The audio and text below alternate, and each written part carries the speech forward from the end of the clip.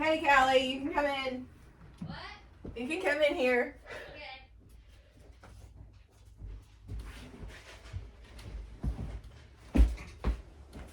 Hello. Hey. Got a little gift for you. A Diet Dew, even with a straw? With a straw. I Actually, actually have a bonus. side, but I'll take it. I've your brother also, because I asked for one, got you 4 cases. Must have been on It was sale. buy 2 get 2 free, so that's yours. Thank you so we much. Create them. Thank you. Yeah. So thanks for doing this. And taste the aspartame. Thanks for doing this. This is our first one. Yeah. Super excited. Love your sweatshirt. Thank you. Go Taylor Swift. Okay, so for those of the people that don't know you, Okay. just talk a little bit about who you are. I am Callie Miracle. I Sister-in-law. am your sister-in-law, married to your brother-in-law, related to your brother. Mm-hmm. And, you know, I've also known you since we were wee little tots running around Bald Knob. Yeah, so since I was like 10. Yeah. So you were like 8? No. I would say younger than that. I'm young. How old are you? I'm 31, I think. How old are you? I'm 35, I think. Okay, well, so whatever it is. So like 6. You were like 6. So, you know. There's a picture out there somewhere. We tots, Yeah, really. we were little. Okay, so what do you do? I work with the Kentucky Chamber and work in workforce development. What exactly does that mean about like your job? What do you do? So many people ask me what I do, and it's hard to explain. But essentially, I help Kentucky businesses figure out what their workforce needs are and try to help build talent pipelines for those needs. So Right. whether that includes working with high schools or colleges or getting people back into the workforce, that's what I do. And it kind of led into like what you used to work for. Junior achievement. Right, so it kind of like funneled Yeah. into that. Not the exact job, but similar. No, but it was definitely workforce development related for Right. sure. So what made you want that job specifically? I thought I wanted to be a teacher. I did not know that. Yeah, I I wanted. could not imagine. I being know. a teacher. I know. Thought I wanted to be a teacher and quickly realized I did not, but I wanted to still work with students, so that led me to working with Junior Achievement. Loved working with JA for like 8 years, and then I just knew when we had Lucas, my son, we wanted to find something, or I wanted to find something closer to Frankfurt, so that's what led me to Yeah, I guess Kentucky Junior Chamber. Achievements was in Lexington. It was, yeah. So you said Lucas. Yeah. Lucas, how old is he? Lucas is 3 Right. and redheaded and rotten. Yeah. It's funny because you were talking about how you swore Barley was going to be a redhead, and here you are with a vibrant redheaded child. I know. I always said that if I had a redhead child that I would put him back. And now that I realize that's not an that you don't option- love redheaded people. Oh my god, no. Not discriminatory against redheads at all. No, I just like, you visualize what you expect your child to look like, and where I Because was. you and Brian are both blonde. Yeah, we were both such towheads growing up that I just really pictured a little blonde baby. But now I wouldn't trade it because it's like anytime we go to Kroger or Walmart or anything, like all the little old ladies always stop us and they like love his red hair. So yeah, redhead little monster. That's funny. So, what would you say, like when you first became a mom, what would you say was the hardest part about, like when you were a brand new mom?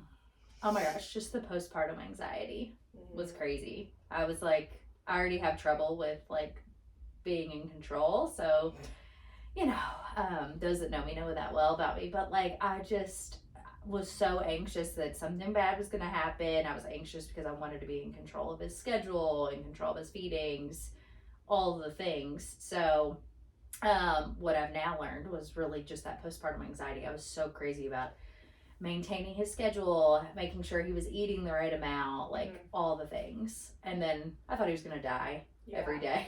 I mean, I really. literally wrote down, like, last week I was journaling, and at some point in therapy, my therapist told me to like write down all of the things that you worry about in a day, and then look at the things that you're in control of, Yeah. and the things that you're not. and one of them was like, I'm afraid my kid's dying. Oh my God, that's so scary. It But is it's true. but it is true, and it's not something you think about before you have kids. But so, what do you feel is like the hardest part about being a mom now? Not losing yourself in motherhood. Like, still being a person, still having hobbies, interests, friends, you know. And you're pretty good about, like, scheduling stuff with your friends. Yeah. And balancing that with, like, Brian, like, scheduling with Brian, those things. Right. And then him the same way, just, like, taking the opportunity to balance that. I'm not good Yeah. at that.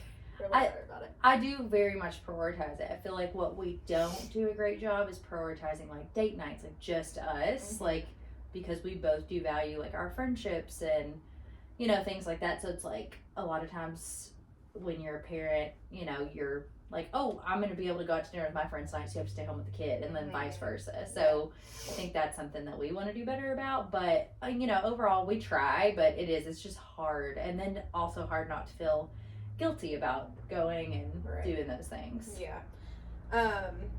So this is your second pregnancy. This was. And so I just wanted to take an opportunity to kind of like have you talk about your first pregnancy. Right. And just like kind of talk about that, because I know that there are a lot of people, not just within our immediate community, but everywhere, that have had to go through what you went through and kind of feel alone in that. And so that is just, you know, why I feel like we've talked about it, but just to kind of talk about like what happened and things like that. And you know, not to get too deep into it, but you know, ultimately what happened, we with our first pregnancy, we were, you know, really excited, but I was very anxious the whole time. Like, I just thought something bad was going to happen, and like I fully believe in those type of signs, like that's your body trying to tell you something is going on. So I like just had this dreadful feeling the whole pregnancy. And then we went up to our anatomy scan. I was around like 17, 18 weeks, I think.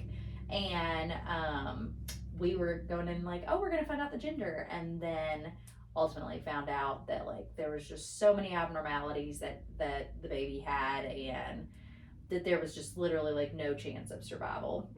And there was also no chance of surgeries, no, you know, anything. And so obviously we ultimately lost the pregnancy, and that was just really tough. And then right after that, it was like a month later, Brian's brother, my husband's brother, died. And so it was just a really bad year.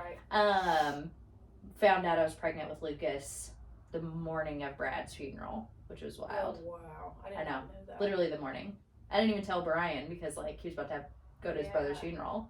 So you had to like sit on that. Yeah. For how many? Did you tell him like the next day? I told him the next day, I think. But we both were like, okay, cool. It's a little wild. It was wild. So. But I feel like that. I mean, I'm very into like the universe doing things like very that. much. Yeah. And like, you guys talk about Brad often, and like celebrated his birthday recently. Yeah.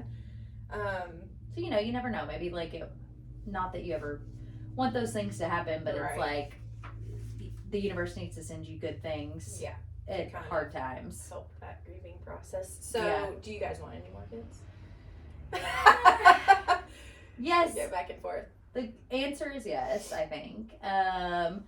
It's just hard because it's like you already feel as a mom of one, it's like hard to maintain your own person at all. Yeah, and you talked about already just like the struggles of the balance of friendships, but then also your marriage. And yeah, and then like career too. Like, you know, I really am career driven, and it's hard to balance also that with a mom. So, or being a mom. So, I mean, I think yes, that we will have another child if everything goes as planned. But I think I'd also be okay if we did it. But I'm not gonna. I don't have a hard answer to that yet. I am completely honest. So, my mom told me many years ago. She wished she had no more. No. She did not know that. She told me, because I was kind of unexpected, Megan was kind of unexpected, and we're only a year and a half apart.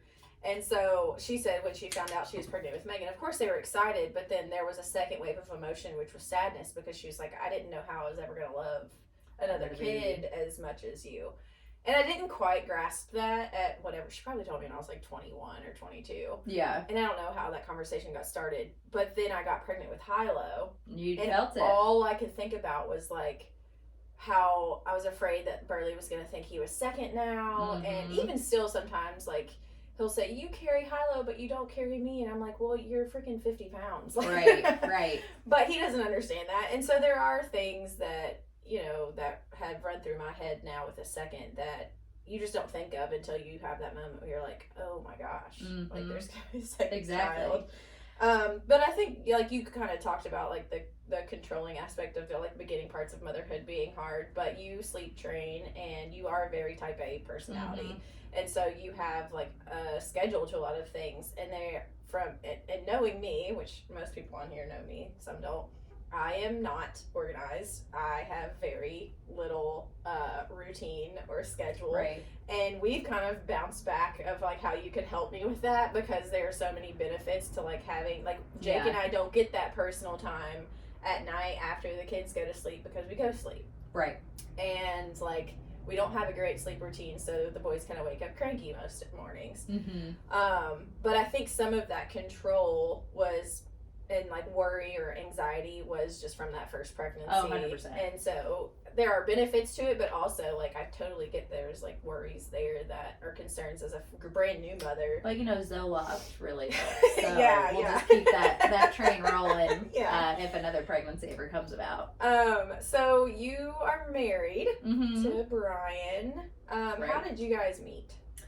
We met through mutual friends in high school.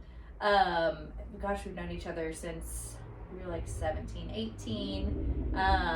And we both went to college together at Western, and we're friends, and, went to parties and had a good time, and then, dated other people. But then, at some point we just started liking each other, and paths crossed. Yeah, our paths crossed and started dating, I think it was around like second semester of our freshman year of college. And fun fact, with the last name Miracle, by default, you guys got it engaged at Disney. We did get engaged at Disney. You guys, I would say, and I think like your mom and Jake and your entire family would agree, like you guys are a Disney family. Yeah, no, for sure. I mean, like Brian is only by proxy. I think me too. He would not be a Disney adult had it not been for me. But no, we're definitely a Disney family, and it's just fun.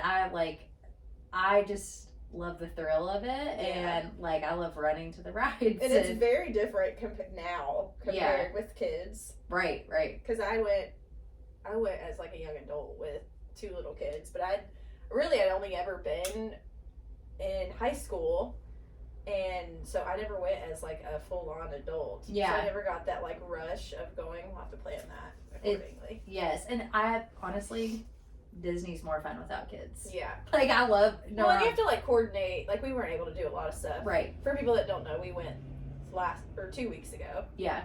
And with all 3 of the small children. And it was really fun. But like just when I think about the trips I've had with like my girlfriends when we go to Disney. Very different. Very different. Like drinking around the world at Epcot is fun, and just like not having to worry about schedule at all. But like the boys really hung in there for the whole day. They did a good job, I think, overall. I mean, the nap time stuff, and we spent all day at Magic Kingdom. That we did. That's like kind of unheard of for a 4, 3, and a 2-year-old. Yep, they did pretty good. Yeah.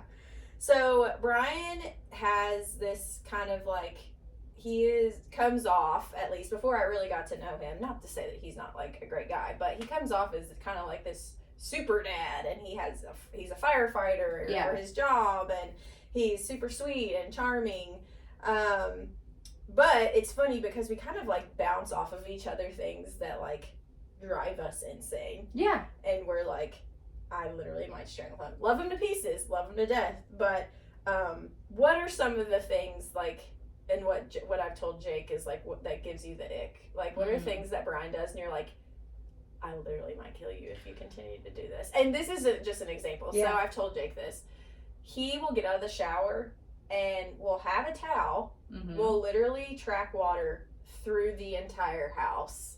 So dumb. It literally dries you. I'm like, why wouldn't you just dry off in the shower? Like, So that's one of my things. So Yeah. what are the things, like, are there things that you're just like... Oh, yeah, so many. I mean, yes, Brian's great. He's a great dad. He really is a good husband. I mean, he has his flaws for sure, but like we all do. I would say that the most annoying thing is just like he grew up with a mom who was a super mom, right? Yeah. Like, I mean, Nancy, my mother-in-law, love two pieces. She's truly like a second mom to me, but like she was a lot of time a stay-at-home mom, or even when she was working, she was the mom that made homemade breakfast every morning and really like picked up after her kids and did all the things. And to be fair, they tried for 10 years to have children, so I know that it was like her lifelong desire. So all that to say, and this is not me being critical at all, but like I think Brian grew up with his mom pretty much kind of doing everything for him, and he was the baby of the family, which always plays into that. So I think like for me, at the house, like I really am the one that's like picking up his socks off the floor. Like he will leave clothes on the ground right next to the laundry thing, and it's like the basket is right there. The laundry basket is right there. And so I think he just like doesn't do very well with chores. Yeah. And that would probably just be my biggest ick. So it's like, okay, I can see how that's easy with Lucas. Like, he's my little baby. Like, I don't want to force him to, like, do anything crazy. But I'm like, all right, this child's doing chores. Because one day you will grow up to be a husband to someone. And you're gonna pick up after yourself. So I'd say, honestly, of all the things, that's probably the biggest annoyance. But yeah. And mind you, there's more than just the shower thing. But yeah, so Jacob does the laundry thing every once in a while. I will say Jacob does laundry. Brian doesn't touch laundry. Yeah. No. You told me that, and I was like, what? I think I was complaining to you about something, and then you were like, oh, what's funny is Brian doesn't do laundry at all. He didn't do laundry. Now, and he was sitting there, and he was like, sorry. No, like he'll do the dishes, he'll take the trash out. He is so good with Lucas. He is home with Lucas often, so he does a lot. He doesn't do laundry at all. That's so neat. So, do you feel like marriage is what you anticipated? Yeah, I think so. And I feel like that goes like kind of hand in hand with like just you are a very organized person. You know what you want. You are straight. Yeah. Cut and dry. And I think because of that, like how long you and Brian dated, like there was no question you knew what you wanted. He knew what you wanted. Right. And you were like, all right, you in? Yeah, I mean, I think it has highs and lows, just like I kind of expected it to have. And yeah, I would say it has been pretty much everything that I expected, like, trials and tribulations and all the things. I think that because my parents were separated for a long time, and I had like my grandparents and some of my aunts and uncles who had like consistent relationships, but I, as a kid or even a young adult, you base it off of like TV shows and movies, and you don't see any of the arguing or the realistic like, I have changed the baby's diaper 50 times in the past 3 days and you've not once done that, and that like irritating you. So I think it is hard as like a young adult kind of gearing up for that of like what it's gonna be like what marriage is gonna be like. So tell me what your childhood was like. What your childhood was like. I mean, honestly, our childhood was very good. Like, I mean, we of course had issues, our parents a little crazy. Your parents were not together though. They divorced. We were 5. Yeah. But on both ends of the spectrum, there was definitely issues, and they didn't get along. But they get along now. Yeah, no, they do. They do get along now, fine. But that took their 20 years probably. But what I'll say is like the magical moments that I remember from my childhood, I almost have to like categorize in 2 different sections. So it's like my dad's side of the family and then my mom's side of the family. Yeah. And I had such great experiences on both sides. Like my mom's side of the family, I just remember the Disney trips, camping trips that I hated. Yeah. But still had fun with my cousins and with family and all of that. And then, my dad's side of the family, so close with my grandparents, my mom and dad. So I just remember, we we would travel with them some, but not like we did with my mom's side of the family. They were the travel bugs. Yeah. But like with my mom and dad, it was just like we were at their house constantly, and I remember it being so consistent, and you know, just the day to day with them quite a bit. So yeah, I think both sides had flaws, but both sides had really like wonderful experiences. Yeah, those like core memories. Yes.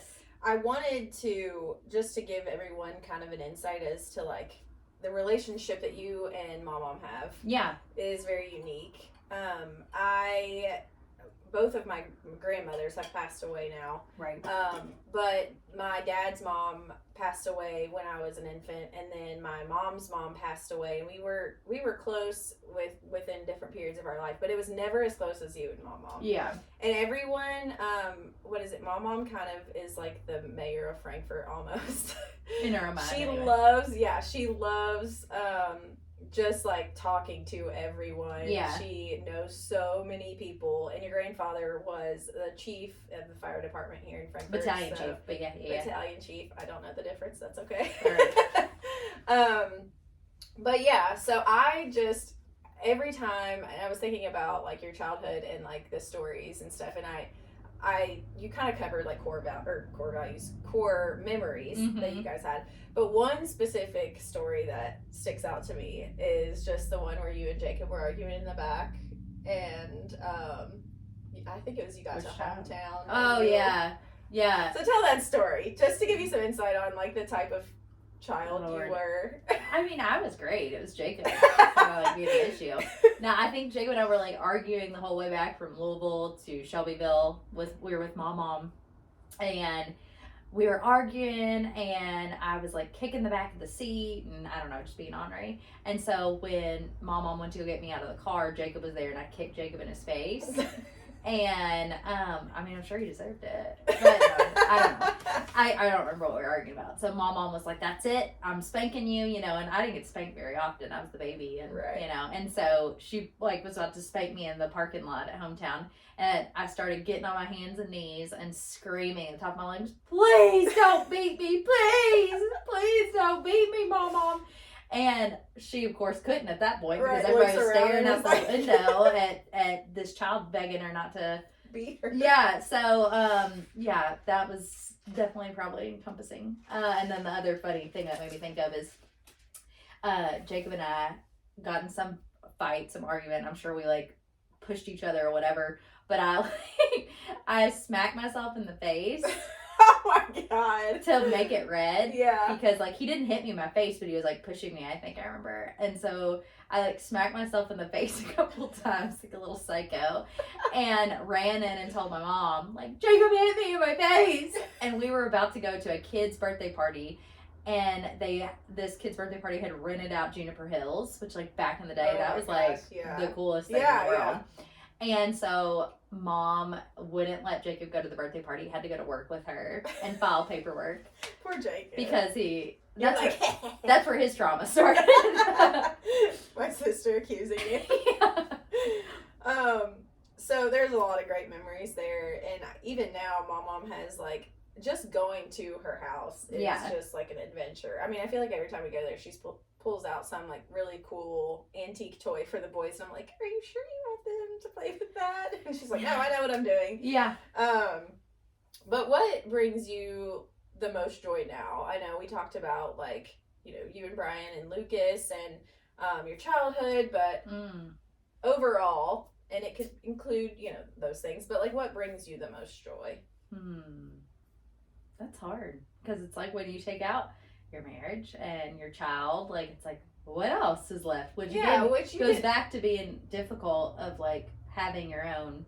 Yeah, and that's part of this. I mean, kind of just recognizing that like even outside of being a mother, like we have a lot of things that we're capable of. I would honestly say like my like feeling like a person makes me feel so like whether that's going out to eat with a girlfriend or like going to the gym or going to Target, like I just feel outside of being a mom and a wife, like that's when I feel most happy, is when I'm in doing something that reminds me that I'm a person. Yeah. And you love to be, because we've already talked about Taylor Swift, you love Taylor Swift. How many times have you seen her? Oh, so many times. I have been to every single tour that she's ever done, like every album tour.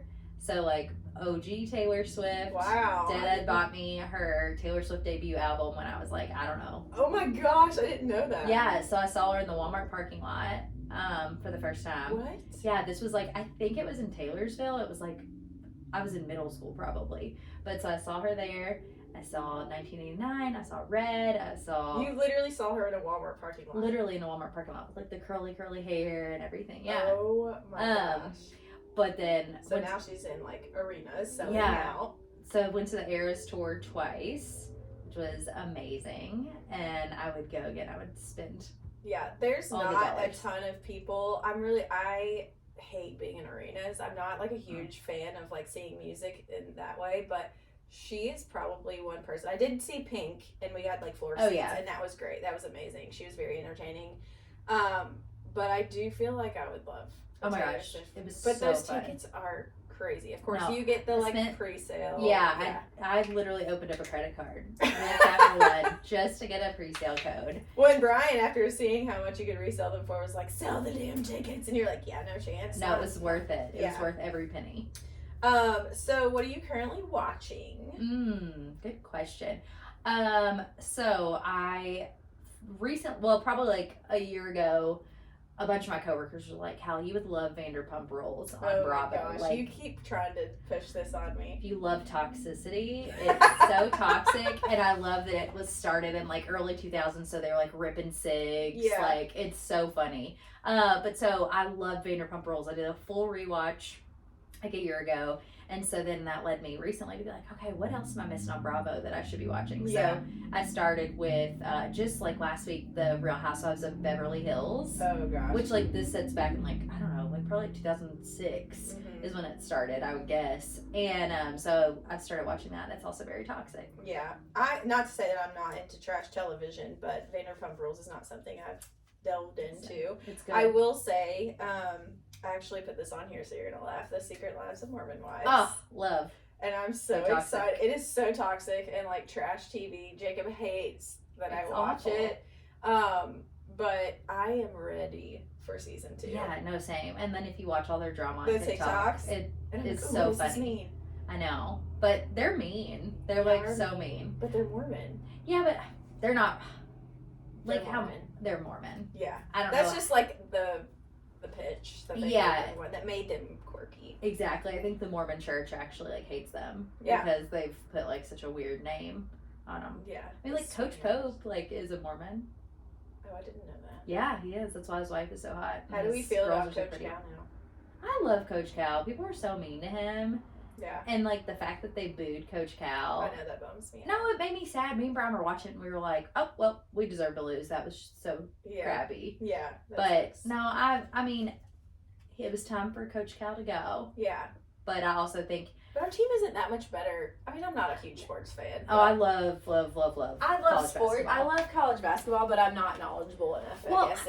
But I kind of look at it like at one point, think about the height of Coach Cal era. That was what, 2011? No, 2012 probably. Like, people loved Coach Cal. Oh, yeah. Obsessed. Yeah. So it's like, even if you don't like him, I feel like people should be respectful that he brought us a national title and all the things. Yeah.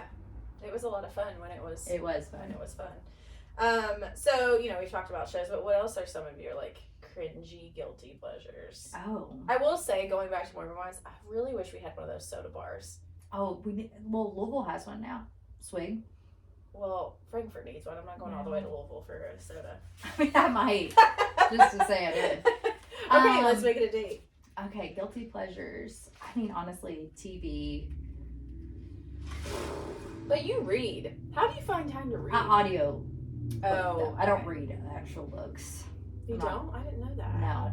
See, no. I can't do audiobooks. I like, my ADHD is like. I don't know, like I listen to, when I drive, I listen, when I'm by myself in the car. I listen to it when I take a shower. So what are you reading or listening to right now? I actually, but it was for work, but I just read this book that's called The Ideal Team Player. Ooh. And it was good.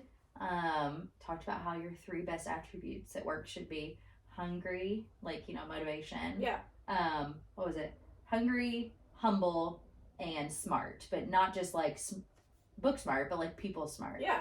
So it was really Social good. skills are important. Yeah, so that, but I'm not reading anything like trashy and fun right now. I gotta get on it. I'm trying to think of what I'm currently reading now that I think about it.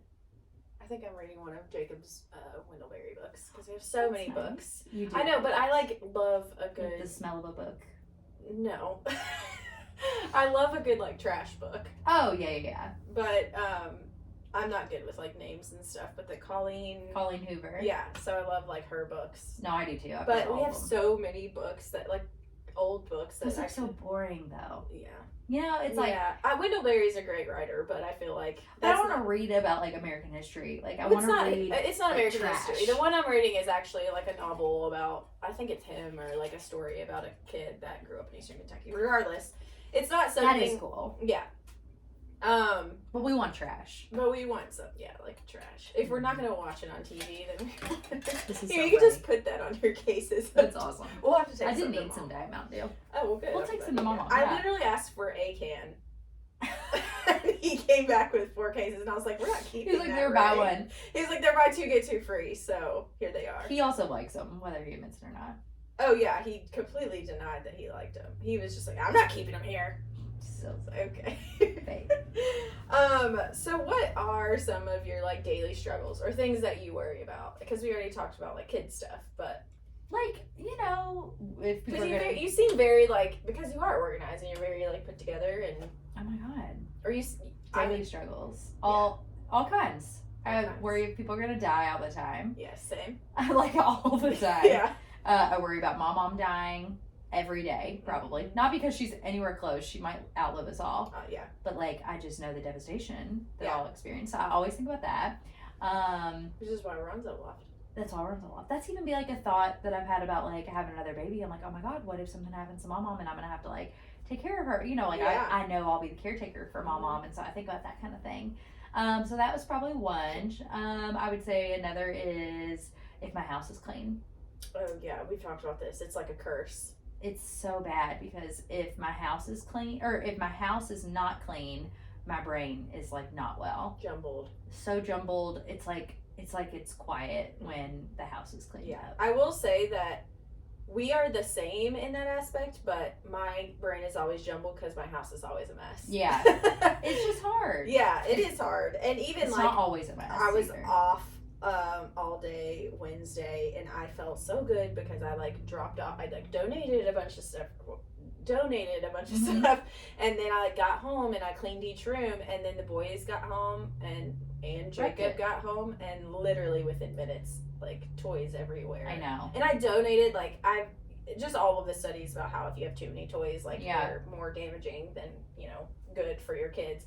I was like, okay, we don't need the 500 stuffed animals. We don't need the 500 cars. They're good with 10. Right. But it still is I just feel stuff is everywhere. Stuff is everywhere. That's why, my mom talks all the time about how she worries that, I'm just going to throw everything away one day. And I wouldn't do that. But I know what she's saying. Of Lucas's? No, of, hers. Oh! Because I just, I can't stand clutter. So, it is not unheard of me to literally, throw away a measuring cup because it's in my way. Yeah.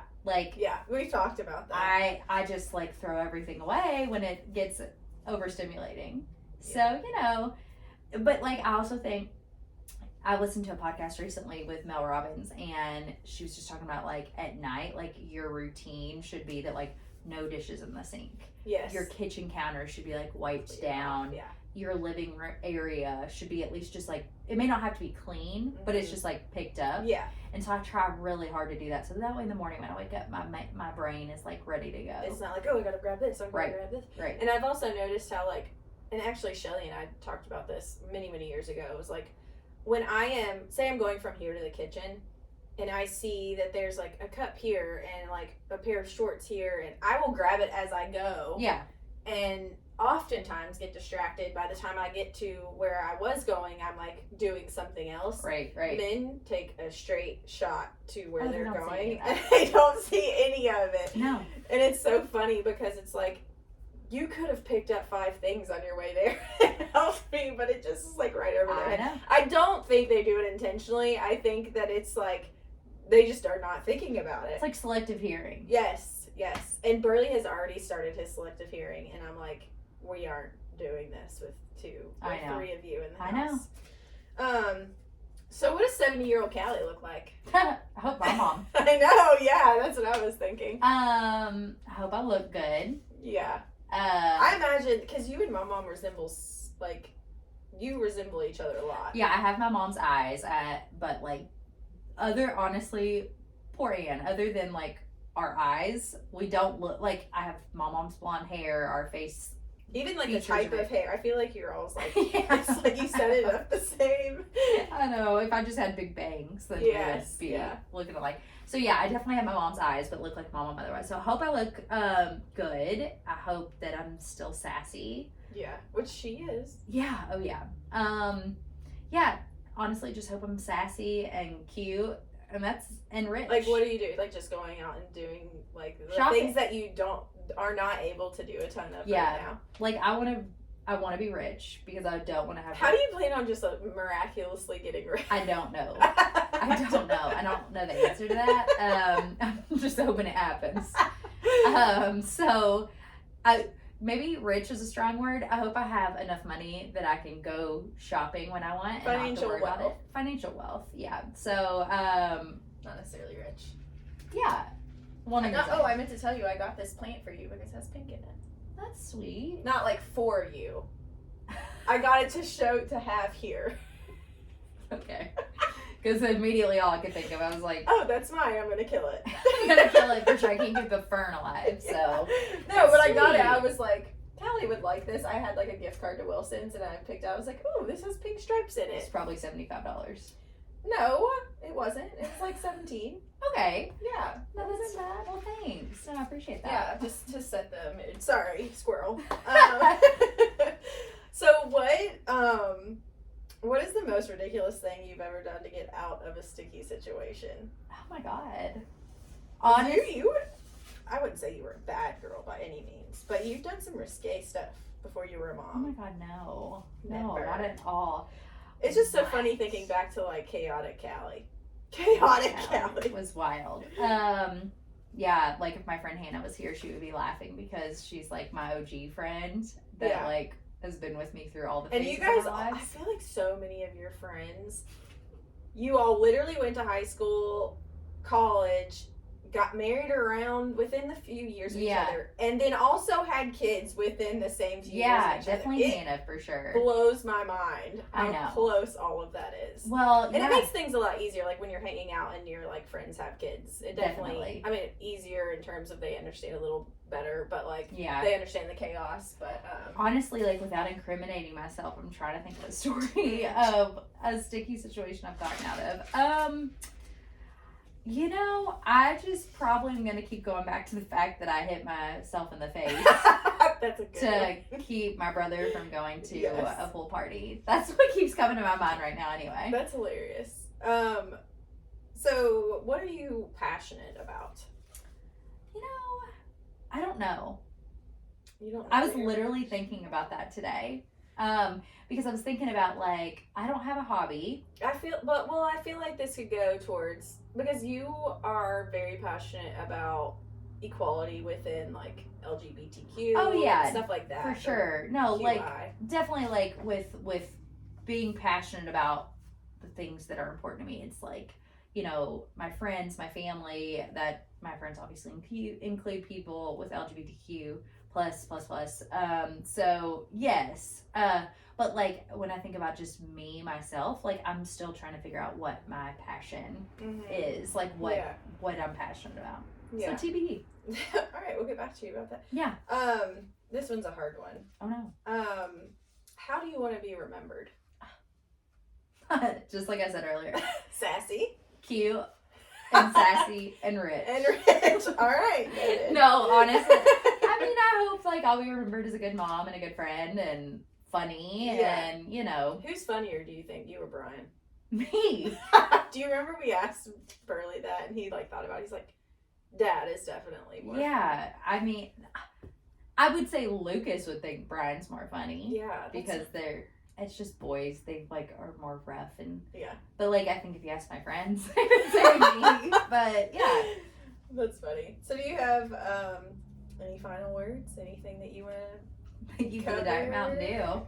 Oh, yeah. No, it's been fun. I mean, I feel like... What shoes are you wearing? TJ Maxx special. Oh, my God. They literally look like New Balances for, like, grandmas. They were $24.99. I know. I'm like, I try to be trendy. Yeah, they are like, very trendy. The high socks, like, all the things. But, like, the other day, I wore, like, loose-fitting jeans.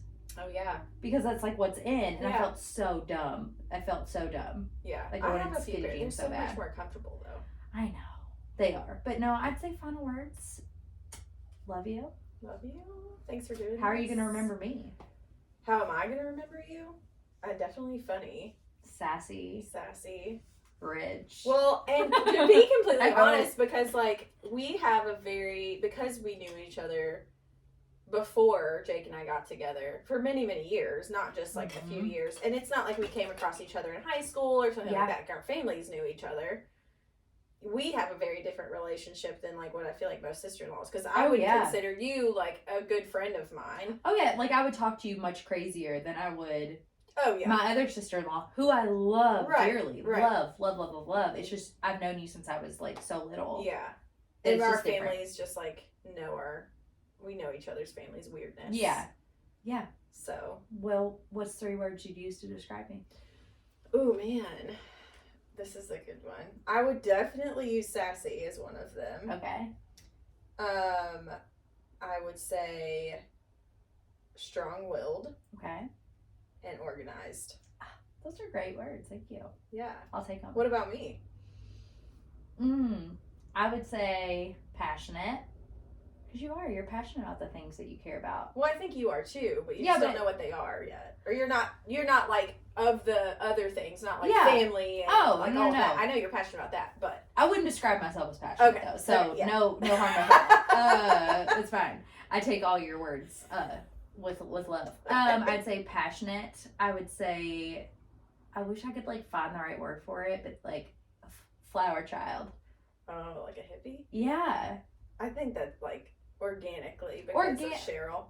Yeah, and like just organic. Like that's like I'm just like an organic person. You are. I mean you are just so much like a flower child in the sense of like you value the world being beautiful in that sense, right? Mm-hmm. Like I just think that's important to you. So I would say that. And I would say loyal. Ooh, you're definitely loyal to the people you love. Yeah. Well, thanks. This was fun. It was fun. We'll see. And to be clear, first one, by default, I lost the Bluetooth piece to the microphones. Fine. So hopefully next time they can hear us better. It's fine. All right, this was great. Thanks. Cheers. Oh, cheers. Aspartame. Peace out.